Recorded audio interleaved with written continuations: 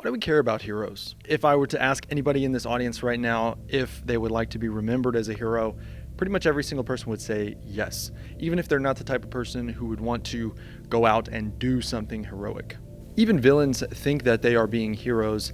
They're just kind of mistaken about what exactly a hero is or what a hero does. For our purposes, we can define a hero as someone taking on extraordinary responsibility or someone who accomplishes something extraordinary in the face of chaos. Heroism always involves some sort of a struggle. There's some monster or some problem that can only be overcome by an equally exceptional force. Myths developed to show us what happens when individuals rise to just such an occasion. Without the proper transformation, the hero fails. But with it, they become someone worth imitating. In this way, heroic stories show us how to deal with the monsters of everyday life. Of course, every culture has its own version of the hero. In the Greek tradition, the word eros originally meant protector or a demigod type of figure. Achilles was the archetype of the early hero. Almost invincible, defined by brute strength and very little regard for anything other than personal honor and the satiation of his appetite. A little later comes Odysseus, who is no less proficient in battle,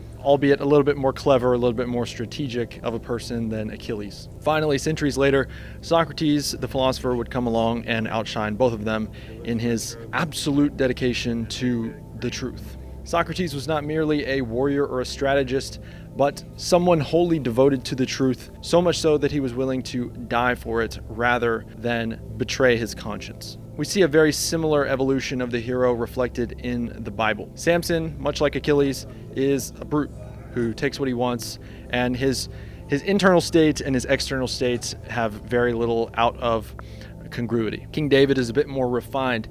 He's brave, he's also a warrior, but he's also a diplomat and a king and a leader. But King David is still flawed because he eventually falls to the temptation of a woman, which interrupts what would have otherwise been a flawless heroic run. Finally, Christ represents the culmination of all of these virtues and a perfecting of them. He possesses perfect virtue, infinite compassion, and creative wisdom. His miracles, his parables, his ability to dissolve moral traps with just a few words, these are just as much acts of genius as they are holiness. His entire life and being are the archetype of virtue made into something creative. The pattern here is clear. Heroism depends on virtue realized in action, doing something that changes the world. Heroes, we could say, are moral innovators. They find new ways to embody eternal truths. If they simply acted like every single other person, we would forget them. They wouldn't be remembered in story. What makes their stories memorable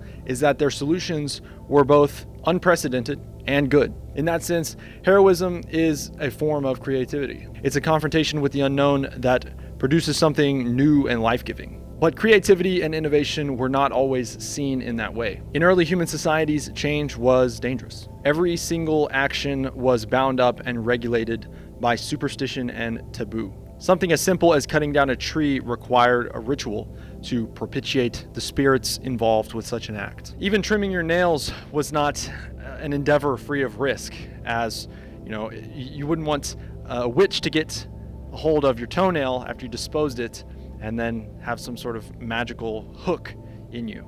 Kings and royalty, which were the archetype of ancient heroes, were magically charged individuals whose conduct had to be carefully watched. Their right conduct was what was necessary for the rain to fall and for the sun to rise and for fertility to increase. The world, it seems, then and today, is charged with invisible consequence. Innovation could very well appear to be sacrilege. Magic, in a sense, was an early science, an attempt to predict the unseen effects of the will and willing. When someone acted different or creatively, they were taking a risk. It felt like they were tampering with cosmic forces no one fully understood. That's part of the reason why heroes, magicians, and demigods partly overlap in the realm of myth. All of these test the limits of what's possible. All of them risk backlash for their experimentation. The ambivalence involved with the creative endeavor never really went away. To act heroically, to do what no one else is willing to do or no one else has thought to do, always invites misunderstanding. Sometimes the crowd cheers and you're rewarded,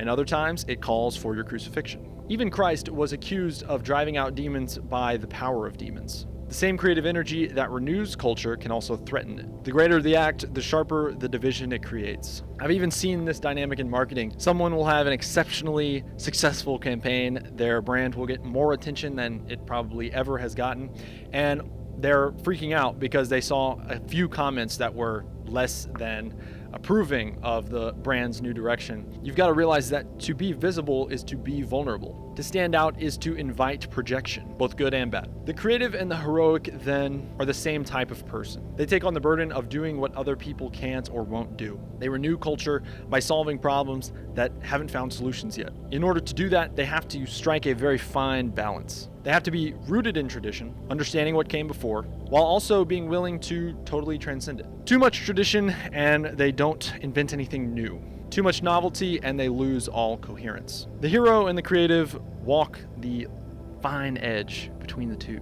That's why we remember them. They show us what's possible, and they prove that chaos can be thwarted and that creativity is a virtue. You could even say it might be one of the highest expressions of virtue. And when we imitate that, even in small ways, we participate in that process that keeps culture alive.